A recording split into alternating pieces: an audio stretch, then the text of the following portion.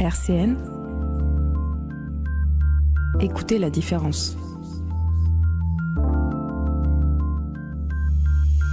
RCN, la différence.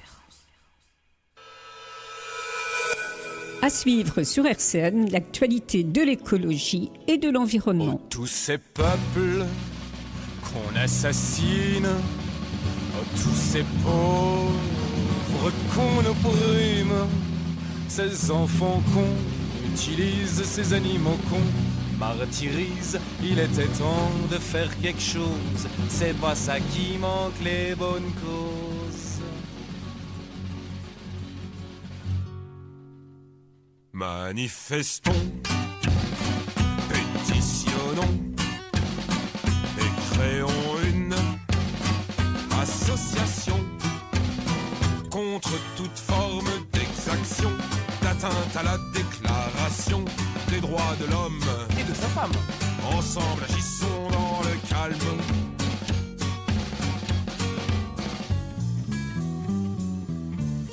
Dignement mais fermement. Mais pas cette semaine, je suis pris. Ce soir, je dois voir Jessica. Moi, ce week-end, je suis pas là samedi. Demain, je mène les gosses au cinéma. C'est peut-être possible dimanche alors. Oui, mais en fin d'après-midi, d'accord. Amis éco-auditeurs, Amis éco-auditrices, chers amis de la Terre, Chers amis de la nature chers amis de l'homme, et de la femme, bonjour. Les pieds sur terre, la tête dans les étoiles, proposé par les amis de la Terre Meurthe-et-Moselle. Vous êtes bien dans Restons sur Terre, l'émission qui vous parle d'écologie, d'environnement et de transition à l'échelle locale et globale. Comme d'habitude, nous sommes lundi. Pour tous ceux qui nous écoutent en direct, il est 17h01 sur l'antenne de Radio Caraïbe Nancy 90.7 FM. Vous pouvez nous écouter aussi en direct et en podcast sur le site internet de la radio www.rcn-radio.org. Au micro, c'est Florent. À la technique, c'est Thomas, mais bien sûr, il n'a pas de micro pour le dire, donc on le dit pour lui. Et dans les studios avec moi aujourd'hui, il y a Léa. Bonjour à toi, Léa. bonjour. Et Virginie. Bonjour. Et on vous parle de Marche pour le climat, parce que la Marche pour le climat à Nancy, c'est tout un roman. Donc on vous en a déjà un peu parlé, mais on vous a parlé encore un peu plus pendant cette heure d'émission. Et oui, et oui, et oui. Donc la Marche pour le climat à Nancy, ça vient d'où? C'est parti comment? Qui a envie de se lancer? Elle se regarde, voilà, vous pouvez les regarder aussi en direct, non pas en direct, mais sur la chaîne YouTube de la radio. Donc, ça a démarré quand?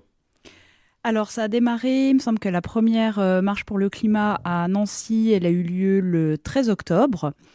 Alors plus précisément, c'était pas encore une marche puisqu'elle a été organisée seulement quelques jours avant la date. En fait, c'est une personne qui s'appelle Nathanaël, il me semble, qui avait lancé l'idée. Et donc, ils sont plusieurs, effectivement, à avoir organisé ce rassemblement. Donc comme ils avaient très peu de temps, ça a été un rassemblement et pas une marche, mais en quelques jours, du coup, ils ont rassemblé quand même au moins plus de 500 personnes, il me semble. Voilà, c'est ça s'est fait 72 heures avant, c'est Voilà. la date maximum pour déposer les manifestations, donc ça s'est fait dans les toutes petites heures qui ont précédé le délai légal de dépôt en préfecture, et donc un rassemblement statique qui avait lieu place d'Alliance et qui a réuni près de 500 personnes. Et voilà. Et donc, alors, cette marche pour le climat était plus qu'une marche. Alors, pourquoi plus qu'une marche ? Plus qu'une marche pour le climat, puisque on avait associé en fait un thème qui était l'éco-mobilité. Ah non, pour pas le du tout. rassemblement. Non, mais c'est pas grave. C'était pas de ça qu'on voulait. Non, mais c'est juste trompé d'une date, mais tout va bien. Non, c'est en décembre, ça. Oui, voilà. Non, le plus qu'une marche était pour la simple et bonne raison que on considère que pour obtenir des changements, il faut plus qu'une marche, et que marcher pour le climat ne suffit pas. Il est là à un moment donné pour montrer, on va dire, l'étendue, la force de la mobilisation, mais que plus qu'une marche, il fallait faire autre chose et donc se retrouver après. Donc toi, Léa, tu étais présente à cette... J'étais présente, effectivement. Le but, c'était pas juste, voilà, on se réunit, on fait la fête, c'est sympa. Il fallait vraiment qu'il y ait une suite à ce premier rassemblement. Donc, ça a été organisé au plan B, en fait, une réunion pour tous ceux qui voulaient aller un peu plus loin et voir un peu comment faire avancer les suites de cette marche. Et c'est suite à cette réunion notamment qu'a été créé par exemple le groupe Résistance à l'agression publicitaire Nancy. On a aussi un groupe justement qui s'est organisé pour construire les prochaines marches pour le climat, donc celle de décembre, les actions qu'ils ont suivies justement cette marche de décembre et les prochaines actions qu'on va faire notamment le 16 mars. Bien, le 16 mars. Et donc alors, s'ensuit, il y a eu un appel qui a été lancé pendant cette marche à se retrouver pour discuter, imaginer la suite tous ensemble. C'était donc cette réunion dont tu parlais au Plan B à Jarville. Et cette réunion, donc un peu plus d'une 60aine de personnes présentes, elle a abouti à quoi finalement ? Le but, c'était vraiment ça. C'était concrètement, il y a des choses à faire à Nancy, mais qu'est-ce qu'on fait ? Comment est-ce qu'on va réussir justement à faire porter ce message au-delà du simple rassemblement, poursuivre un peu le mouvement national, quoi. Et c'est vrai qu'il y a 2 thèmes qui sont principalement ressortis comme étant un peu prioritaires, du moins sur Nancy. C'était effectivement l'écomobilité, donc les problèmes de vélo notamment, avec des gros points noirs qui avaient été identifiés sur Nancy, très accidentogènes. Et le but, c'était vraiment de travailler là-dessus pour faciliter le vélo dans Nancy. Et aussi les problèmes de la publicité, avec notamment tout ce qui est écran lumineux vidéo, qui consomme énormément, qui pollue les routes à des endroits un peu stratégiques et qu'on aimerait bien faire supprimer. Oui, tu voulais rajouter quelque chose, Virginie ? Oui, et notamment par rapport à la pub, c'est aussi tous les problèmes qui sont liés à la consommation, qui est forcément pas très bon pour le climat, puisque comme ça incite les gens à la consommation, ils achètent, il y a des déchets, et ça fait travailler une les incidences multinationale. directes des panneaux et des panneaux qui consomment, mais aussi bien Et sûr au-delà, de ce que provoque finalement toute cette publicité qui pousse une société dans une dérive de surconsommation Exactement. totalement délirante et totalement inutile, qui n'engendre que du malheur et de la déception dans l'esprit des gens. C'est tellement triste. Et donc voilà, donc ce groupe pub donc a émergé. Donc il y a un groupe pub, donc c'est Rap Nancy, Résistance à l'agression publicitaire. On les a déjà eus sur l'antenne de Radio Caraïbes Nancy dans Restons sur Terre. Et donc vous êtes aussi tous les deux impliqués dans ce groupe pub. Oui, c'est ça. D'accord. Et il y a des prochaines dates annoncées là pour... Alors, la prochaine date, c'est le 25 mars. Donc, ça va être pour la journée internationale de la lutte contre la publicité. Et donc, on prévoit une action qui est en train de se monter et pour laquelle vous aurez bientôt des nouvelles. Ah, on ne veut pas le dire. Pas encore. Pas encore. Donc, oui, d'ailleurs, tu as un petit appel pour ceux qui nous écoutent en direct et ceux qui voudraient rejoindre ce groupe pub.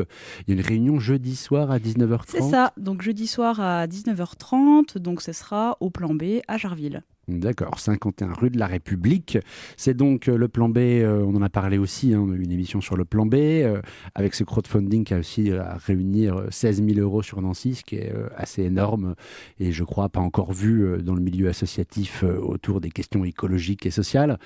Donc c'est une bonne dynamique et c'est, on le rappelle pour nos éco-auditeurs et nos éco-auditrices, un outil, le plan B, un outil qui vise à créer, à mutualiser des lieux, du matériel, des services, qui permet de travailler et de permettre le changement d'échelle des alternatives de manière globale, qui est le lieu d'accueil pour les porteurs de projets dans le domaine de l'économie sociale, solidaire et écologique, etc., etc. Donc voilà, c'est un outil au service d'eux qui permet, donc le plan B à héberger dans le local qu'il a à Jarville les réunions de la Marche pour le climat.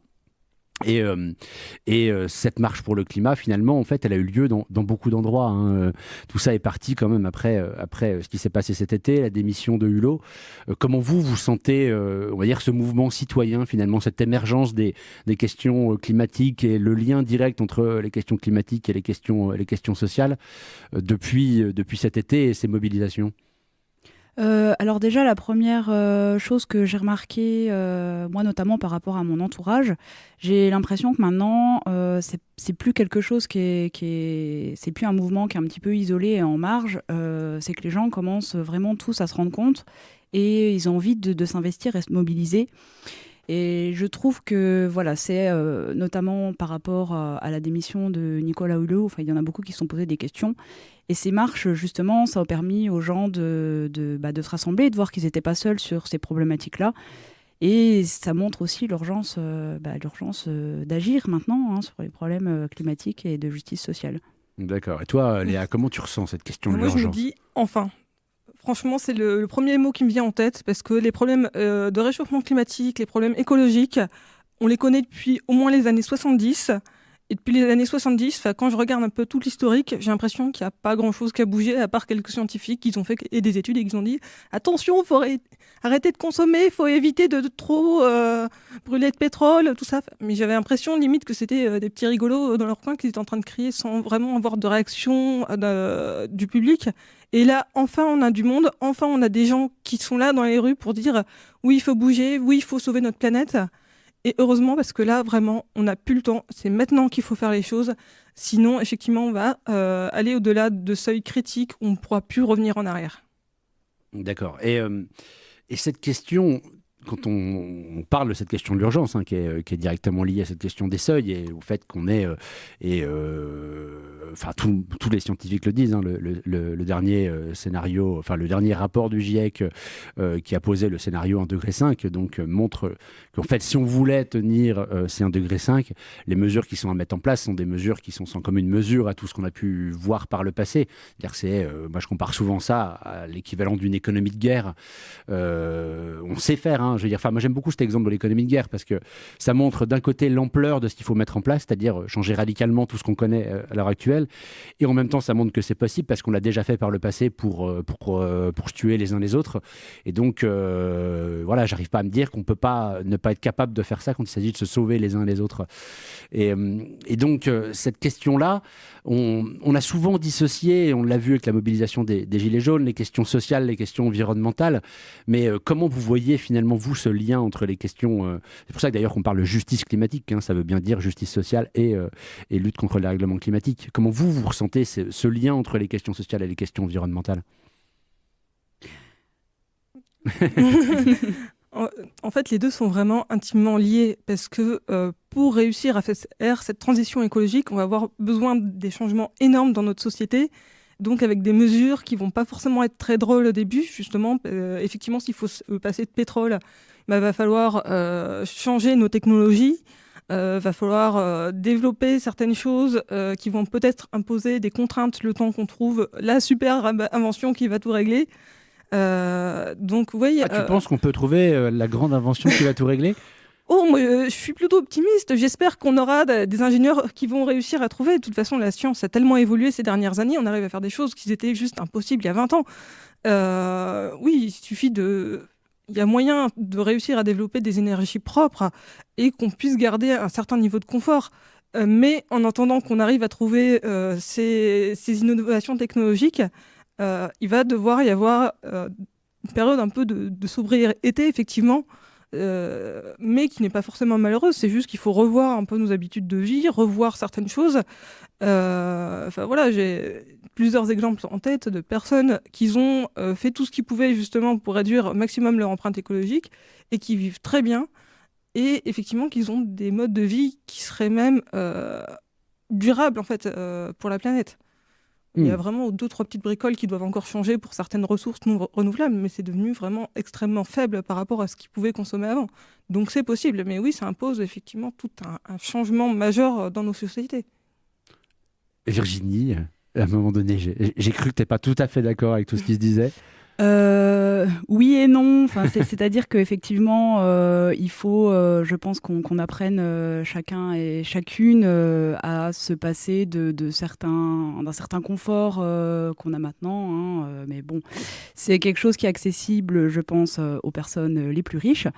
Et donc là, le problème avec la justice climatique et la justice sociale, c'est surtout que c'est les plus pauvres qui vont être touchés en premier par les mesures. Si on reprend par exemple la taxe carbone, qui a été très très controversée, comme on l'a vu ces derniers mois, c'est que les personnes qui sont impactées, la plupart du temps, de toute façon, elles n'ont pas le choix d'utiliser leur voiture.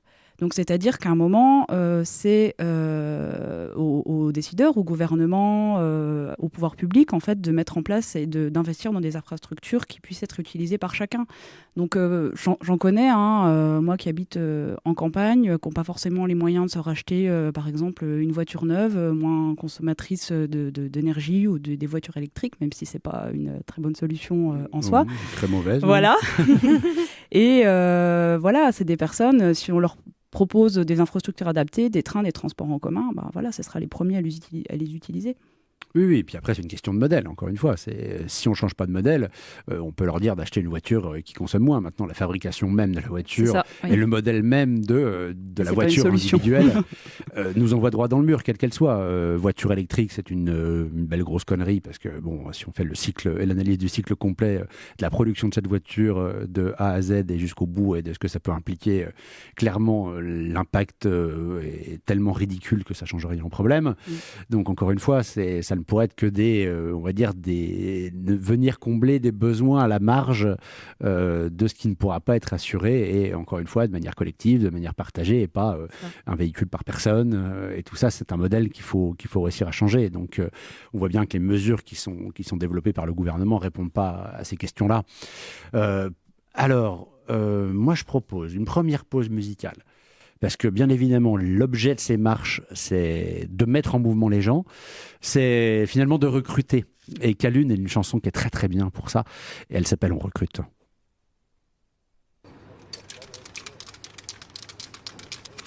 Mesdames et messieurs, approchez, approchez.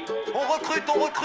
Le moment est venu que nous nous réveillons, que nous nous élevions tous ensemble pour la nature, pour l'amour de nos animaux, pour l'amour de nos plantes et de tous nos végétaux. Mais tous unis, nous sommes un. Nous pouvons, nous voulons, nous allons changer le monde. On recrute des glaneurs de poubelles, préparateurs de manifs, des crieurs de ruelles et des bloqueurs de périphes, des faiseurs de soupe populaires, esprits créatifs, penseurs libertaires, des paysans révoltés, restaurateurs véganes et même des dresseurs de tentes au bord du canal. On recrute des ouvreurs de cages, des gens qui ont dans le cœur la notion de partage, des créateurs de mode sur coton équitable, chanteurs qui jouent gratos sur violon et guitare, toute personne animée d'un amour véritable. Ça sera long et délicat. On a besoin de vous, on veut changer le monde. On a besoin de frondes, de graines et de cailloux. On a besoin de fous qui pensent que ça ne tourne pas rond. On a besoin d'amour pour tenir le coup. On a besoin de vous, on veut changer le monde. On a besoin de frondes, de graines et de cailloux. On a besoin de fous qui pensent que ça ne tourne pas rond. On a besoin d'amour pour tenir le coup. On recrute des passionnés des oiseaux, des pêcheurs qui respectent ceux qu'ils sortent de l'eau, des vendeurs en AMAP, des producteurs locaux. L'apiculteur est seul face à Monsanto. On recrute des sourires et des camarades, capables dans le pire de se donner la collade. Vignerons, rebelles ou banquiers repentis, des zadistes qui se dressent contre les projets inutiles, des lanceurs de bombes de graines, des hackers par centaines, des faucheurs volontaires, des journalistes, des vrais, qui vont chercher l'information et refusent de se la faire dicter. On a besoin de vous, on veut changer le monde. On a besoin de frondes, de graines et de cailloux. On a besoin de fous qui pensent que ça ne tourne pas rond. On a besoin d'amour pour tenir le coup. On a besoin de vous, on veut changer le monde. On a besoin de frondes, de graines et de cailloux. On a besoin de fous qui pensent que ça ne tourne pas rond. On a besoin d'amour pour tenir le coup.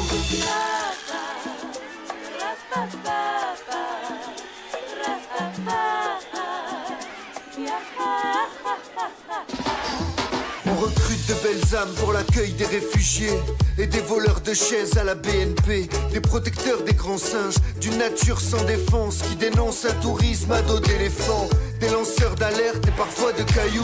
On recrute des poètes, des concepteurs de yourtes, clowns activistes, humoristes engagés, maraîchers urbains dans des jardins partagés. On a besoin de sages qui connaissent les plantes, des tenteurs d'une médecine différente.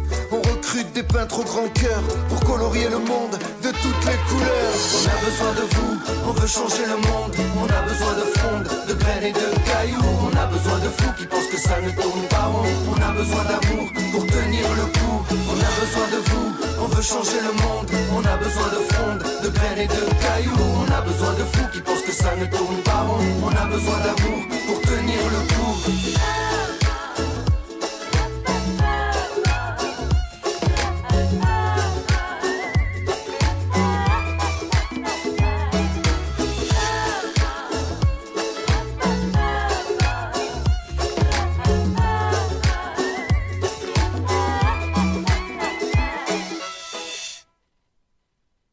recrute sur l'antenne de Radio Caraïbes Nancy. On recrute pour le climat, pour la marche pour le climat à Nancy. Ça s'est fait le 13 octobre. Le 8 décembre, il y avait encore une mobilisation il y a un tout petit poil plus d'une semaine maintenant. Et ça va repartir encore le 16 mars et même le 15 mars, parce que le 15 mars, on parlera aussi des lycéens, des étudiants et de la jeunesse qui se mobilise pour le climat. Avec moi, dans les studios, il y a Léa. Et il y a Virginie à la technique, il y a toujours Thomas, au micro c'est toujours Florent, vous êtes toujours dans Restons sur Terre, toujours sur l'antenne de Radio Caraïbes Nancy, comme tous les lundis, en direct de 17 à 18h, sur le site internet de la radio, www.rcn-radio.org, et bien sûr en podcast aussi. Donc, le réchauffement climatique est une réalité, on l'a dit, on le redit, ça n'est plus contesté, mais il est toujours intéressant d'avoir quelques je sais pas, chiffres, on va dire, quelques données clés qui permettent de se rendre compte de l'ampleur. Allez, qui en veut en balancer une, Léa ? Ok, un truc qu'il faut savoir justement, c'est que effectivement il y a eu des périodes où il a fait très chaud sur Terre, mais là on arrive à une variation, on va dire, qui est extrêmement rapide. Par exemple, c'est vrai on est à 405 parties par million de CO2. Il y a quelques dizaines d'années, on était à moins de 300. Et c'est vrai que pendant toute la période historique, on va dire, on tournait plutôt en dessous de 200 parties par million. Et c'est cette vitesse justement d'augmentation qui n'est du coup jamais vue encore. Même les scientifiques ne savent pas vraiment comment faire pour gérer ce truc-là, parce que même les espèces ont du mal à s'adapter face à des changements aussi rapides. Voilà, et tu sais bien ça, toi, tu es AgroParisTech non, oui, je suis AgroParisTech, justement, dans oui. l'antenne qui étudie précisément l'écologie, donc le réchauffement climatique, on en parle régulièrement. Et c'est pour ça, justement, que je dis que, clairement, ce que j'apprends, c'est, voilà, on a des bases d'écologie qu'on apprend par rapport à ce qu'on sait depuis avant. Mais dès qu'on veut faire des précisions sur le futur, eh ben, concrètement, on ne sait pas. Parce que, justement, on essaie de faire des modélisations de qu'est-ce qui pourrait se passer, mais il y a tellement d'incertitudes, parce que justement c'est du jamais vu dans l'histoire de la Terre, qu'on a du mal à voir concrètement qu'est-ce qui va se passer. Donc le mieux pour éviter les scénarios catastrophes, c'est tout simplement de limiter les dégâts, comme on essaye de le faire avec par exemple cette marche du 8 décembre qui était là pour mobiliser les personnes pour un changement global de nos sociétés. Plus 1%. Plus 1%, c'est quoi, Virginie ? Alors, plus 1%, donc c'est la consommation mondiale de charbon qui a augmenté en 2017 et la production d'électricité à partir de charbon qui a progressé également d'environ 3%, donc ce qui est énorme. Voilà, c'est ça, on est en train de lutter contre le dérèglement climatique et la consommation et la production de charbon augmente. Tout va bien. Voilà. Un autre chiffre, Léa. Tiens, moi j'en ai un, 0. 0, c'est le nombre de ministres français présents lors des négociations et des derniers jours de négo pendant la 24e conférence de l'ONU sur le climat, la COP24. Et oui, la France se distingue par son engagement avec un président soi-disant élu leader de la lutte, leader du climat, leader de l'enfumage surtout. Ça, c'est très très clair. Emmanuel Macron en personne. Donc, 0, c'est la note qu'on va mettre à la France pour sa participation au négo international sur le climat, après avoir voté lors de la COP21 à Paris un accord qui a uniquement des objectifs mais rien pour les atteindre et surtout rien de contraignant pour sanctionner ceux qui n'atteindraient pas ces objectifs-là. Donc cet objectif qui était de rester en dessous de la barre des 2 degrés de réchauffement climatique à l'horizon 2100, voire même des 1,5 degrés. Scandale. Un chiffre, un autre. Alors, c'est 60%, donc entre 1970 et 2014, donc la planète a quand même perdu 60% de ses animaux sauvages. Et pour les animaux d'eau douce, donc c'est encore pire, puisque c'est 83% de déclin. Donc c'est vraiment préoccupant. Tout va bien, donc lien climat-biodiversité, on l'a compris, le lien est direct, très clairement direct. Un autre chiffre, 2908, c'est tellement dur à dire, 2908 milliards de dollars. Qu'est-ce que c'est ce chiffre de dingue ? C'est le coût des catastrophes climatiques dans le monde. Donc voilà, c'est un chiffre absolument énorme qu'on pourrait justement limiter si jamais on arrivait à supprimer au moins les aggravations de ces catastrophes climatiques liées au réchauffement climatique. Il y a eu notamment des études qui ont été faites, par exemple, sur certains ouragans qui ont eu lieu aux États-Unis. On a clairement vu que partout, il y avait des dégâts qui étaient avancés sur des dizaines et des dizaines de mètres, alors qui n'auraient pas eu lieu si jamais il n'y avait eu pas de réchauffement climatique. Donc ce plus 1,5 degré vers lequel on tend, voire qu'on va sûrement largement dépasser. Et voilà, c'est un chiffre. Oui, on est déjà à plus 1,1 degré. Voilà. Et sachant que, en gros, si on arrêtait tout, mais tout, je dis bien tout maintenant, ça continuera à augmenter encore pendant 20 à 30 ans, un minimum. Oui. Donc voilà, 143 millions, un autre chiffre. Donc ça, c'est le nombre de migrants climatiques qui pourraient donc... c'est le nombre de migrants climatiques que ça pourrait représenter en 2050 s'il n'y a vraiment aucun effort qui est fait pour lutter contre le réchauffement. Voilà, et donc on évidemment, laisse crever quelques milliers de personnes qui essayent de fuir la Syrie et qui sont face à un danger de mort imminent. 143 millions, on va en faire quoi ? C'est ça. Et là, on ne compte pas ceux qui vont partir pour des raisons politiques, économiques ou sociales, évidemment. Oui, bien sûr, oui. Tiens, en agriculture, on en parle. Je veux dire, le changement, on va dire, de climat, on va dire une incidence directe sur l'agriculture, notamment dans les pays du Sud. Et quel est l'impact finalement de ce réchauffement climatique ? Comment ça fonctionne en termes d'agriculture ? Pourquoi finalement en fait ces gens vont se retrouver sans agriculture capable de produire correctement ?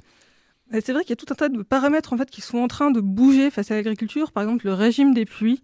Avant, c'est vrai que les agriculteurs avaient réussi à caler le rythme de leur récolte face aux pluies qui arrivaient.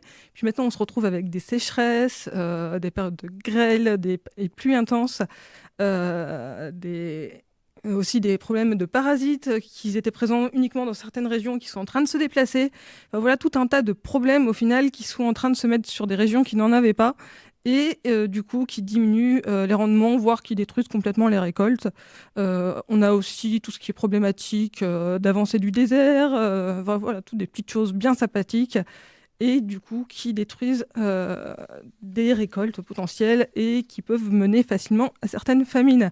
Il y a des études qui ont été faites, notamment qui montrent que certaines guerres qui ont lieu en ce moment au Moyen-Orient, à la base, ont été déclenchées directement par plusieurs années de famine directement liées au réchauffement climatique.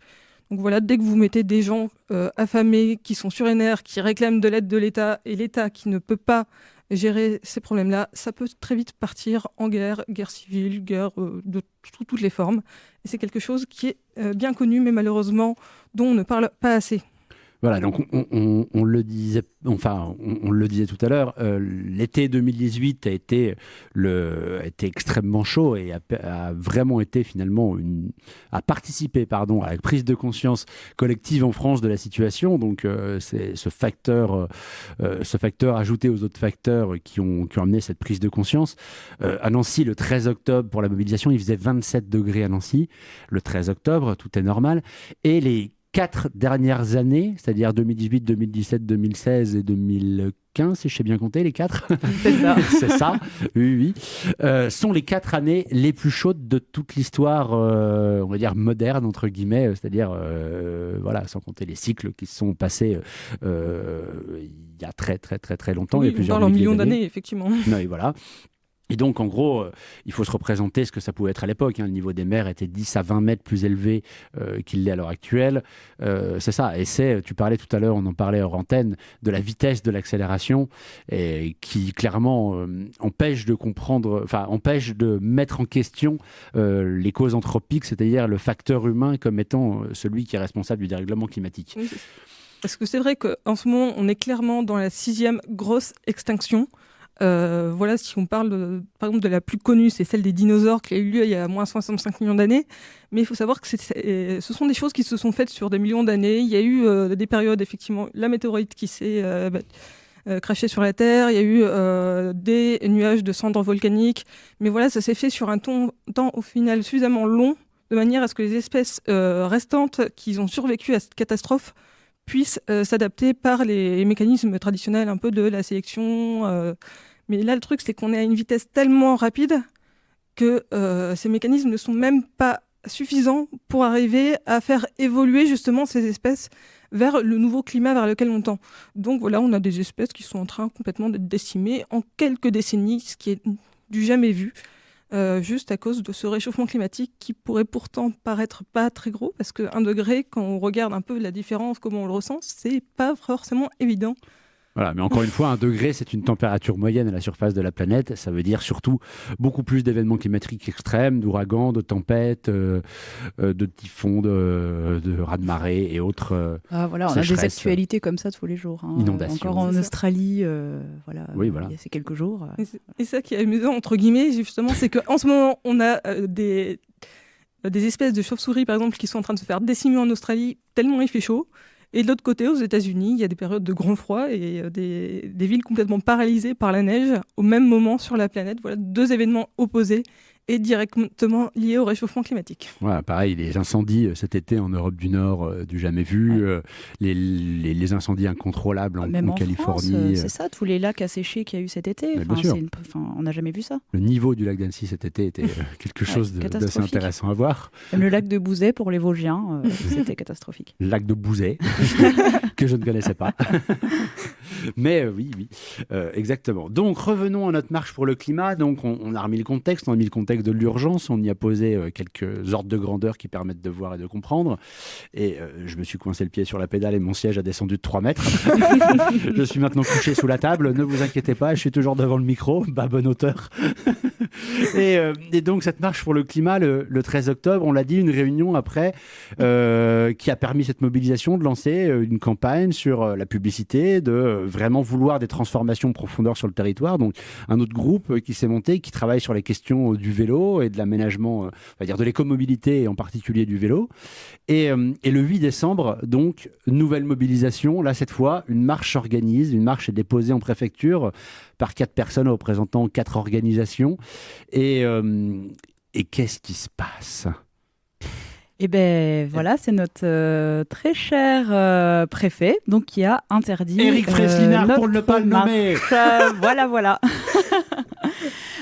Et donc, la veille à 16h, en fait, il nous a fait savoir qu'il interdirait la marche pour le climat à Nancy. Sous prétexte de gilets jaunes, alors qu'ils ne nous ont pas du tout embêtés. Sous prétexte de heurts possibles avec les gilets jaunes, voilà, alors que, bien évidemment, nous ne sommes pas contre les problématiques de justice sociale, au contraire. Oui, bien évidemment, vu qu'on expliquait tout à l'heure qu'elles sont liées, et même complètement l'inverse, parce que finalement, les 2 mobilisations se sont rencontrées ce jour-là, à l'angle de la place Stanislas, où, encore une fois, les autorités judiciaires ont pris la décision complètement délirante de placer, je sais pas, on va dire 7 ou 8 policiers entre les 2 mobilisations pour les empêcher de se rejoindre, parce que bien sûr ils allaient se taper sur la tronche. Mais on avait d'un côté place Stanislas des gilets jaunes qui hurlaient et qui voulaient absolument rejoindre cette marche pour le climat. De l'autre côté, la marche pour le climat qui appelait la libération des gilets jaunes coincés sur la place Stanislas. Est-ce que face à ça, on a l'impression que les dires du préfet étaient justifiées ? Pas du tout, c'était même irresponsable de sa part de mettre ces 5-6 policiers au milieu. Et de la même façon, on a essayé de discuter avec le préfet, donc de lui donner notre organisation, la marche qu'on allait suivre. Il n'a rien voulu savoir. Oui, c'est ça. C'est celui qui est censé garantir, on va dire, l'ordre public, qui, sur ces motifs-là, interdit, et au-delà de ça, c'est complètement scandaleux, parce que sur des motifs pareils, on n'a pas vraiment de cas d'une manifestation interdite sur des motifs aussi ridicules, et encore moins qu'on poursuive les organisateurs, parce que le jour même, 2 organisateurs ont passé 21 heures en garde à vue, alors qu'il n'y a eu absolument aucun heure, qu'il ne s'est rien passé. Puis, par la suite, on y reviendra, les 2 autres se sont retrouvés auditionnés au poste de police la semaine dernière. Lui, par contre, a refusé d'avoir ne serait-ce que la moindre information pour savoir ce qu'il allait se passer, alors que les organisateurs de la marche pour le climat étaient prêts à adapter le parcours en temps réel, à discuter, expliquer l'ensemble des moyens qui étaient mis en place. Il n'a même pas voulu être informé sur la situation. C'est l'irresponsabilité, on se demande quand même où elle est. Ah bah complètement, oui. Et puis il mettait ses équipes en danger, clairement. Surtout qu'on se doutait bien justement qu'il pouvait y avoir quelques dérives, entre guillemets, avec les gilets jaunes, donc on avait vraiment tout prévu au niveau sécurité. Il y a toujours des personnes qui sont garantes de la sécurité. Là, exprès, justement, on en avait mis plus que d'habitude juste pour rassurer tout le monde, pour être sûr qu'il n'y ait pas de problème. Et au final, je dirais presque qu'ils étaient limite inutiles parce qu'il ne s'est vraiment rien passé à cette marche. Ouais, alors bon, moi j'apporterai un petit correctif quand même. On n'imaginait pas du tout le moindre heurt possible avec des gilets jaunes. Mais encore une fois, on imagine, comme dans toute manifestation, qu'il peut y avoir à un moment donné des individus qui cherchent à s'emparer d'une cause ou d'une autre pour en profiter et on va dire commettre des actes de violence, on pourrait dire. Et donc on se donnait les moyens pour ça. Mais à aucun moment on imaginait que ça pouvait être avec des gilets jaunes qu'il puisse y avoir des heurts. Les casseurs justement infiltrés là-dedans. Mais c'est vrai que c'est aussi pour rassurer les personnes parce que en discutant avec des gens sur la marche pour le climat, il y en a qui avaient encore très bien en tête les images volontairement violentes qu'on passait sur les médias et justement qui ne voulaient pas être associés à ça. Donc c'est vrai que avoir quelque chose de très clair et très carré, ça permettait aussi de rassurer ces personnes qui étaient peut-être un peu mis sur une mauvaise vision des gilets jaunes à cause de ces images caricaturelles qu'on peut voir sur la télévision par exemple. Ça tombe bien, j'ai pas de télé. Ça m'évite Après, de ça voir. tourne sur les réseaux sociaux, tout ça. Il y en a qui dénoncent justement ce problème-là. Oui, Donc, oui, bien sûr. Non, mais j'ai quand même l'occasion de voir ça sur les réseaux sociaux, comme on dit. Deuxième pause musicale, on va faire la suite de l'histoire juste après cette pause musicale. Donc, la chanson s'appelle Tous terroristes. Et justement, on ne joue pas sur les mots, mais en fait, on est tous terroristes parce que justement, on est tous conscients de nos incohérences et de chacun des petits gestes qui sont ces petits gestes de luxe qu'on a au quotidien quand on prend la voiture pour venir au studio de Radio Caraïbes Nancy. J'assume d'avoir fait ça aujourd'hui. C'était le bus. oui, voilà, mais c'est bien ce que je dis. On a tous ces incohérences et donc assumons nos incohérences. Ces incohérences ont bien évidemment un impact. Le groupe s'appelle Bubblegum Sound. Nous sommes sur l'antenne de Radio 4. Ça y est, j'ai fini, j'arrive plus. Radio Caraïbes Nancy 90.7 FM. Il est 17h36.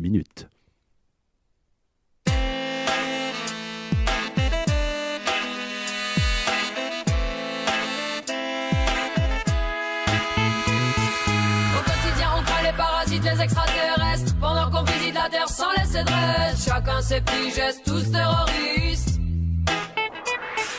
Au quotidien on craint les parasites, les extraterrestres, pendant qu'on visite la Terre sans laisser de reste, chacun ses petits gestes, tous terroristes. Pas besoin de rechercher très loin, suffit de regarder dans ton propre quotidien. Analyse la manière dont tu consumes les biens, l'énergie, compare tes besoins. Tu diras qu'il y a pire que toi, ceux qui coulent le monde dans du béton. Tu diras qu'il faut les montrer du doigt. Pourtant chaque jour à sa manière, détruit un peu plus notre terre. Chacun chaque jour à sa manière, la rend plus éphémère. Aujourd'hui c'est une question de temps, il faut agir juste avant que la terre nous rende les coups. Car voyez-vous, au quotidien on craint les parasites, les extraterrestres, pendant qu'on visite la terre sans laisser de reste, chacun ses petits gestes, tous terroristes. Au quotidien on craint les parasites, les extraterrestres, pendant qu'on visite la terre sans laisser de reste, chacun ses petits gestes, tous terroristes. Je le vois, même tu manques de courage, même à l'idée de conter cette histoire. Cette histoire où l'ignorance et l'indolence de tes coupables connivence. Où l'ignorance et l'indolence de tes coupables connivence ont généré l'annihilation de précieuses petites choses. Cette fête qui s'écoule à tes pieds porte en elle le souvenir d'un temps égaré. Ouah, pourquoi t'es généreuse, ta mère, ton corps nous le sert. Ouah, pourquoi t'es généreuse, ta mère, ton âme suspendait.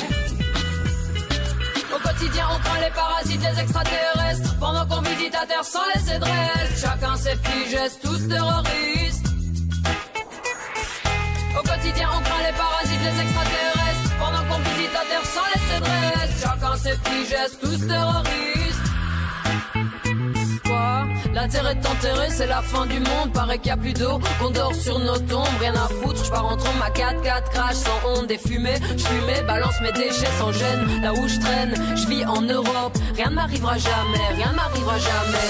La thune avant tout, c'est mon trajet. Direction jackpot, je vis par intérêt. Direction jackpot, t'as pas intérêt. Touche pas à ma poche, elle est bien serrée. Touche pas à ma poche, elle est bien serrée. Pas besoin de rechercher très loin. Suffit de regarder dans ton propre quotidien. Analyse la manière dont tu consumes les biens, l'énergie, ton part des besoins. Tu diras qu'il y a pire que toi, ceux qui coulent le monde dans du béton. Tu diras qu'il faut les montrer du doigt, montrer du doigt, montrer du doigt.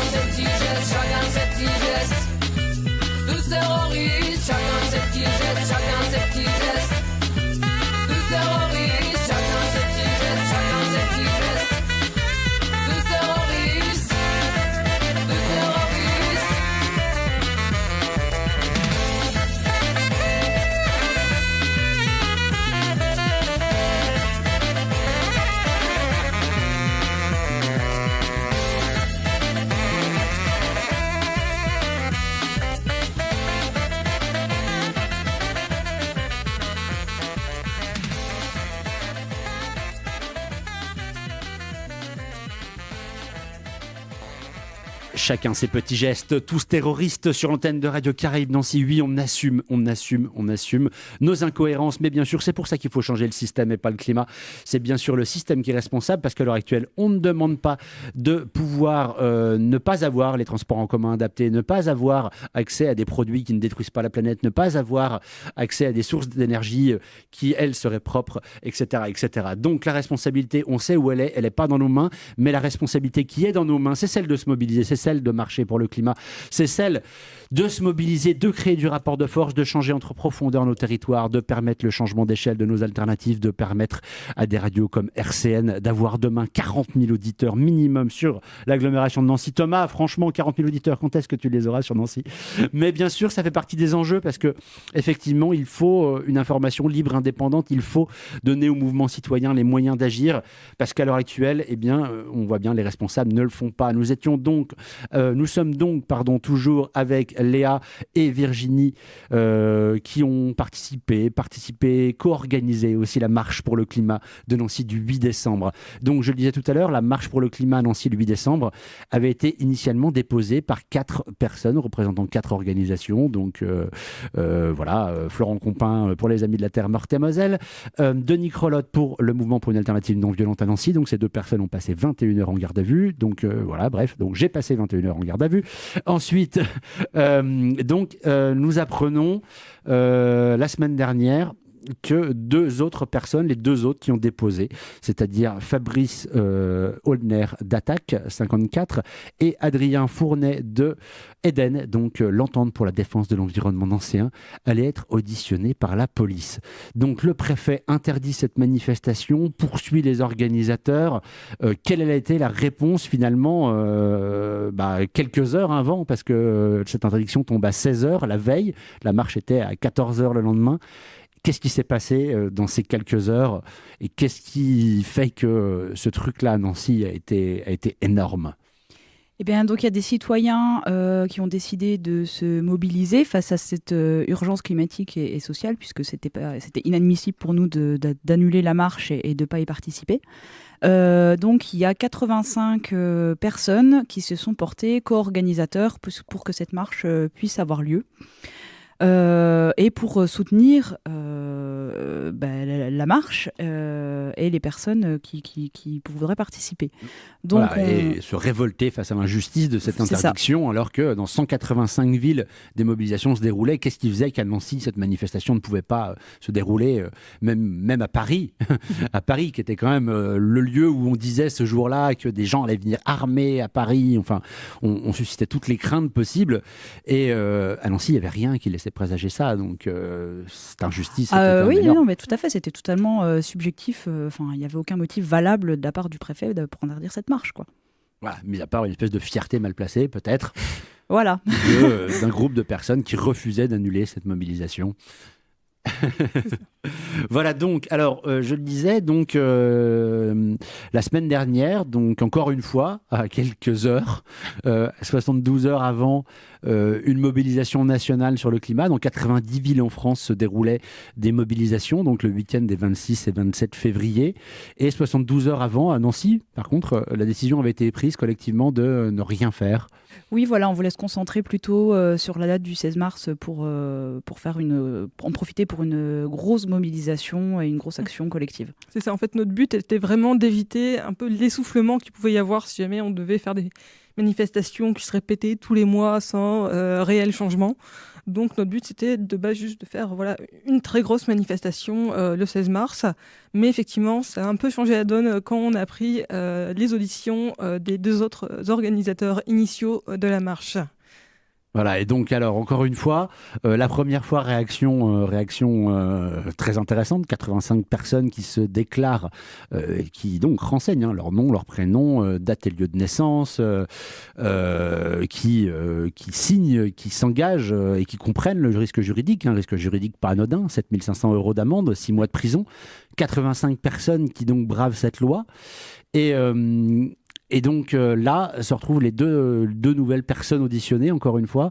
Donc Adrien, je le disais, d'Eden et Fabrice d'Attaque se retrouvent convoqués. Et là, encore une fois, une réaction, 72 heures. Quelle est la réaction et comment a réagi finalement la marche pour le climat? Quelle a été la solution? Enfin, la solution, non pas une solution, mais l'idée qui a été trouvée pour, encore une fois, mettre en lumière cette injustice. Déjà, il y a eu beaucoup d'incompréhension. Enfin, on n'a pas compris pourquoi eux étaient convoqués et pourquoi cet acharnement de continuer une enquête par rapport à cette interdiction de la marche. Donc, 106 personnes ont décidé d'aller au commissariat pour se rendre et dire qu'ils étaient coupables donc d'avoir co-organisé cette marche. Voilà, ou participer à cette marche. Ou participer. Parce que c'est aussi un délit, participer à une marche interdite. Exactement. Et il y avait quand même 1500 personnes qui ont participé. Voilà, quand même. 1500 personnes à Nancy, on ne voit pas ça tous les jours. Hein. Je crois qu'on peut le dire. C'est vrai qu'en fait, les 4 organisateurs qui s'étaient, entre guillemets, déclarés en préfecture, s'étaient portés au nom d'associations qu'ils représentaient, dont ils pouvaient avoir aussi le soutien. Mais tout a été décidé justement dans ce groupe qui a été formé suite à la première marche pour le climat en octobre, et il n'y avait vraiment aucune différence entre ces 4 personnes et le reste du groupe. Ce qui fait que oui, quand on s'est déclaré co-organisateur, on s'est vraiment déclaré en tant que tel parce qu'on avait participé vraiment aux décisions qu'ils avaient amenées vers cette marche qui a amené 1500 personnes sur Nancy à manifester. D'accord. Donc là, 106 personnes qui se présentent au poste de police, ça donne quoi ? Eh ben, ça donne une belle file d'attente et surtout la porte de commissariat qui se ferme et qui refuse de nous entendre. Ah, d'accord. Donc, c'est-à-dire que d'un côté, on poursuit des militants pour le climat, des militants qui avaient déposé initialement la marche en préfecture, qui sont été désistés au profit des 85 personnes qui se déclarent co-organisateurs. Donc là, par contre, eux, on va les chercher. Et de l'autre côté, 106 personnes qui viennent se dénoncer, on refuse de les écouter. Exactement. Ah, d'accord. Non, mais c'est sympa. Hein. C'est intéressant de voir quand même un petit peu la justice à deux vitesses et la connerie qui peut être développée. Excusez-moi, mais ça me fait plaisir quand même. Mais... Ah bah oui. Et puis bon, la connerie effectivement se prolonge un peu au national, puisque avec les nouvelles lois qui arrivent contre un peu la liberté de manifester, toutes les dérives qu'on voit actuellement, enfin voilà, c'est juste pas possible. On a cette responsabilité, je pense, de conserver notre liberté, notre capacité à se mobiliser. Oui, c'est ça. On l'a vu en 2015 avec l'état d'urgence. L'état d'urgence visait à lutter contre le terrorisme, comme là, cette loi viserait soi-disant à lutter contre les casseurs, alors qu'en fait, elle ajoute rien à l'arsenal actuel. Fouiller les sacs aux abords des manifestations, ça se fait déjà. Ils ont déjà le cadre pour le faire. Poursuivre les manifestants, ils ont le cadre pour le faire. Interdire des manifestations, s'ils le voulaient, ils ont entre guillemets le cadre, parce qu'au regard du droit international, on peut en discuter, le droit de pouvoir interdire un certain nombre de choses. Mais là, empêcher des personnes, on retombe dans le cadre 2015, où on a une loi contre le terrorisme, et finalement, on a signé à résidence des militants pour le climat. Terroristes notoires, on vous doute bien, parce que là-dedans, en fait, on ajoute toujours le trouble à l'ordre public. Donc, trouble à l'ordre public, c'est très simple. Vous n'avez pas déposé de déclaration, vous êtes plus de 3 à un endroit et vous dites quelque chose, c'est un trouble à l'ordre public. Donc derrière, voilà, en gros, peut être interdit à vie sur le pouvoir discrétionnaire de l'autorité administrative. C'est ça, du préfet. Et donc, voilà, c'est lui qui décide de qui il met en garde de vue, pourquoi, sans motif réel. Voilà, c'est ça, de manière totalement arbitraire. Et c'est absolument pas une décision de justice qui viserait à décider de qui rentrerait dans ce cadre-là ou pas, mais non, une décision arbitraire du pouvoir administratif, donc directement du pouvoir politique. Exactement, oui. Parce qu'il faut savoir qui est sous les ordres de qui quand même, ne l'oublions pas. donc voilà, c'est 106 personnes qui se mobilisent, boulevard Lebeau, et donc qui appellent au 16 mars. Alors le 16 mars, prochaine date de mobilisation nationale, et même double date, ça va être le 15 et le 16 mars. Le 15 mars, on va parler après des jeunes et des étudiants qui se mobilisent pour le climat. Et donc le 16 mars, alors, qu'est-ce qui se prépare ? Eh bien, une grosse mobilisation collective. Pourquoi on ne veut pas le dire? Leur préparerait-on une nouvelle surprise? On aime beaucoup les surprises. Oui, je crois qu'ils vont commencer à moins aimer. Enfin, eux, quand je dis eux, je parle bien encore une fois du pouvoir administratif, comme je le disais juste avant, parce qu'on s'est fait plein de copains chez les policiers. Oh non, les policiers, oui, effectivement, ils sont sympas. Ouais, on a plein de potes chez eux. Et puis, on pourrait ne pas le croire, mais en fait, rentrez au poste de police et bougez-vous pour le climat, vous vous rendrez compte que, même la police est pour le climat. C'est ça. Voilà. Après, ils sont toujours un peu coincés parce qu'ils sont là, ils doivent suivre les ordres de la hiérarchie, mais des fois, on voit clairement justement que ils sont pas contents de faire ce qu'ils font actuellement, quoi. Ils sont pas d'accord. Voire même qu'ils traînent les pieds. C'est ça. Voilà. Voire même qu'ils s'arrêtent pour manifester leur soutien. Oui. Je crois que tu étais devant le poste de police pendant la garde à vue. Non, tu n'étais pas là au moment où les policiers se sont arrêtés pour encourager les personnes qui étaient présentes devant au soutien? Si, effectivement, ils se sont arrêtés et ils étaient contents qu'on soit là et ils nous ont dit c'est bien ce que vous faites, continuez. Voilà. Voilà, et c'était la même chose à l'intérieur. À l'intérieur, moi, j'ai eu l'occasion de discuter avec un certain nombre de policiers qui m'ont tous manifesté des messages de soutien, tous ahuris devant l'interdiction du préfet de cette manifestation, au regard des conditions qui ne le justifiaient pas, donc exactement les arguments qu'on avance, finalement. Oui, exactement. Et puis bon, surtout que, là, on l'avait pas redit, mais entre-temps, on a aussi quand même des pouvoirs publics qui nous soutiennent officiellement, puisque la ville de Dame-le-Vière, de Vendeuvre-lès-Nancy et le conseil départemental, en plus, ont voté une motion de soutien. Voilà, une motion de soutien à la marche et aussi à l'autorité finalement judiciaire de ne pas engager de poursuite contre les gens qui ont organisé cette marche. Voilà. Donc c'est quand même intéressant. La mairie de Vendeuvre, à l'unanimité du conseil municipal, le conseil départemental aussi. Enfin, c'est quand même assez important. Et les politiques locaux aussi se sont révoltés par rapport à ça. Et là, on voit encore une fois l'intérêt de la chose. Alors, le 16 mars, donc, on peut déjà le dire, on annonce, il va falloir noter ça dans vos agendas, il va falloir être présent dans les rues à Nancy, il va falloir se mobiliser pour le climat, et bien évidemment, on parle de l'atteinte de la liberté de manifester, donc vous doutez que, encore une fois, les enjeux vont tourner autour de ça. Aura-t-on le droit de manifester ou pas le 16 mars? Ça va être la question. En tout cas, même si on n'a pas le droit, moi je serai là. Oui, t'inquiète, moi aussi. Voilà, et donc aussi le 15 mars. Alors le 15 mars, il y a un truc qui commence à partir en France et qui part encore une fois aussi en partie de Nancy. Donc un mouvement, je ne sais pas si vous connaissez la jeune Suédoise Greta Thunberg, alors je prononce peut-être mal le nom, mais en l'occurrence c'est une lycéenne qui a commencé à faire la grève pour le climat depuis la fin 2018. Et donc, en fait, elle a commencé à venir tous les vendredis devant le Parlement de son pays, et elle faisait la grève de l'école. Elle avait un panneau, fait la grève de l'école pour le climat. Et donc la Suède sortait de son été le plus chaud de son histoire, et cette jeune s'est dit il faut absolument se mobiliser parce que eh bien, s'il n'y a pas de futur, il n'y aura plus d'école. Et donc, elle a lancé ce mouvement Friday for Future, qui est donc le vendredi pour le futur, et qui incite les jeunes partout à se mobiliser pour le climat et à faire la grève pour le climat. La grève climatique internationale va être lancée le 15 mars. Donc, il faut savoir déjà qu'en moins de 24 heures, ça c'était vendredi, il y avait déjà 7 villes qui s'étaient déclarées prêtes à organiser une manifestation pour le 15 mars. Paris, Lyon, Bordeaux, Toulouse, Troyes, Nancy, Rouen. Et que depuis, on est passé à 25. Donc, il y a le mouvement Youth for Climate France qui est en train de se lancer donc en soutien et dans les suites de ce qu'a pu lancer ce mouvement par Greta Thunberg. Et donc, qui pose aussi ce cadre de non-violence stricte. Donc, les étudiants vont se mobiliser pour le climat. Et donc, l'événement officiel, vous pouvez le chercher sur les réseaux sociaux, c'est Global Climate Strike for Future. Bah ouais, je suis désolé, on est en France, mais c'est une mobilisation internationale, donc qui est co-organisée avec la Marche pour le climat à Paris, aura lieu le 16 mars à Paris. En même temps, ils fusionnent les deux. Mais Nancy, a priori, c'est parti pour faire le 15 et le 16. Et ça renforce encore la mobilisation. Jamais assez. Non. Ça va être un beau petit week-end pour le climat. Et on peut le dire, le 15 mars, c'est la fin du grand débat. Le grand débat lancé par le gouvernement pour nous enfumer et nous faire croire que eh bien, il suffisait de discuter pour prendre en compte et que le gouvernement actuel pourrait prendre en compte les questions sociales et les questions climatiques. Personne n'y croit. Donc, on va être exactement dans le même contexte finalement que le 8 décembre.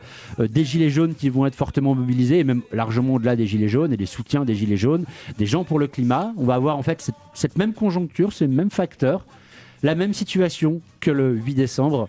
Et donc, on va pouvoir en reparler sur l'antenne de Radio Caraïbes Nancy, bien sûr.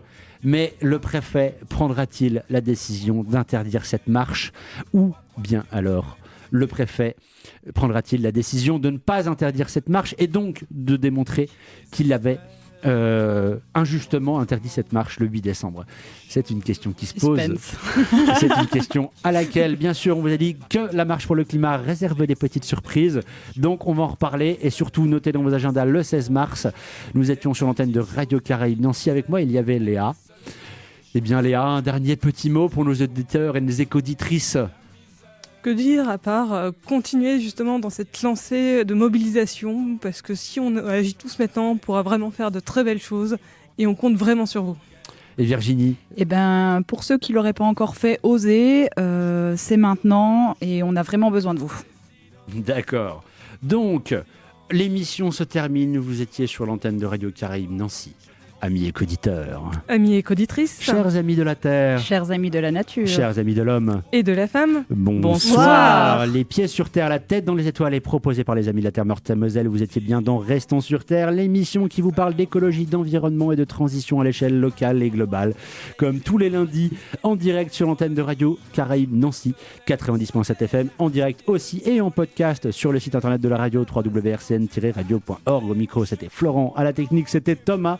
Et dans les studios, Léa et Virginie pour la marche pour le climat Nancy. Et derrière, bien sûr, tous vos postes de radio, ce sont les écoditeurs et les écoditrices de Radio Caraïbes Nancy qu'on attend nombreux le 16 mars pour la grosse mobilisation pour le climat à Nancy. Bonne soirée. Désespère de voir comment les choses vont. Heureusement qu'il y a mieux à faire.